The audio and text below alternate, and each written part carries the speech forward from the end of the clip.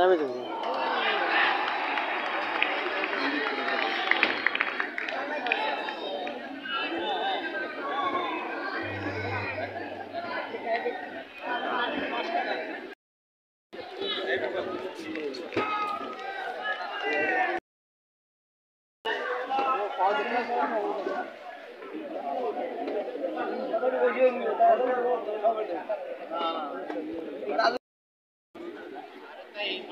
ভাই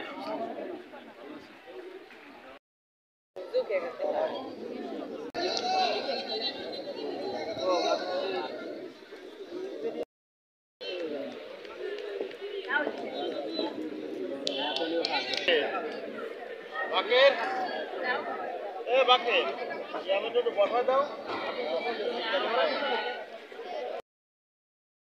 এই মানুষকে ক্রীড়া অনুরাগী করবার জন্য এবং তাদের মধ্যে প্রতিযোগী মনোভাব তৈরি করবার জন্য এবং এই গ্রামের মানুষকে আজকের এই বৈকারিক পর্বে দুপুর গড়িয়ে বিকাল এই বৈকারিক পর্বে সকলকে একত্রিত করে একটি নৈপুণ্যশীল একটি প্রতিদ্বন্দ্বিতাপূর্ণ ক্রিকেট উপহার দেওয়ার জন্য আমি আবারও আমাদের বাংলাদেশের নেত্রী বাংলাদেশের ঐক্যের প্রতীক বেগম খালেদা জিয়ার পক্ষ থেকে আপনাদের জানাচ্ছি সালাম শুভেচ্ছা। আজকের এই দেখুন আমাদের এই গ্রাম আমাদের এই দিঘলিয়া কিন্তু সবসময় ক্রীড়া ঐতিহ্য এই দিঘলিয়ার ছিল।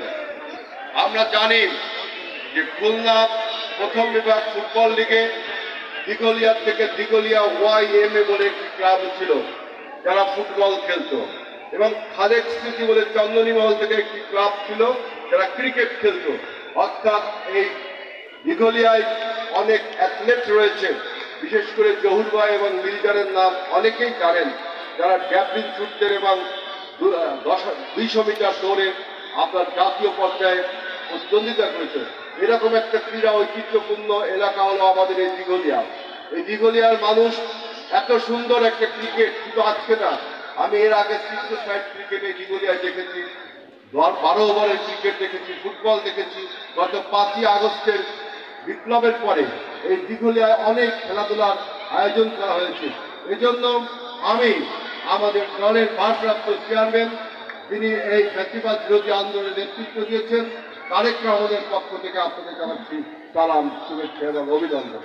একটা খেলা শুরুর আগে আমি একটা আক্ষেপের কথা বলতে চাই আমাদের এই গ্রামবাসীর উদ্দেশ্যে, যে আমরা জানি যে আন্তর্জাতিক ক্রিকেটে বাংলাদেশ কিন্তু আপনার আন্তর্জাতিক ক্রিকেট প্রতিযোগিতায় অংশগ্রহণ করেন, সেখানে ফুটবলে আমরা পিছিয়ে রয়েছি, কিন্তু আমাদের ক্রিকেট আন্তর্জাতিক মানের। তাই আমি মনে করি আমাদের এই গ্রাম অঞ্চলে যে খেলাগুলো হয় সেইগুলো কেন আমরা এই টেপ টেনিসে খেলছি। টেপ টেনিসে খেলে তো আন্তর্জাতিকভাবে আপনি প্রতিযোগিতা করতে পারবেন না এবং আন্তর্জাতিক মানের প্লেয়ারও গড়ে তুলতে পারবেন না। এই জন্য আমি বলি যে যদি ব্যাট প্যাডের খেলা হয় তাহলে সবচেয়ে ভালো হয়। সবাইকে ধন্যবাদ।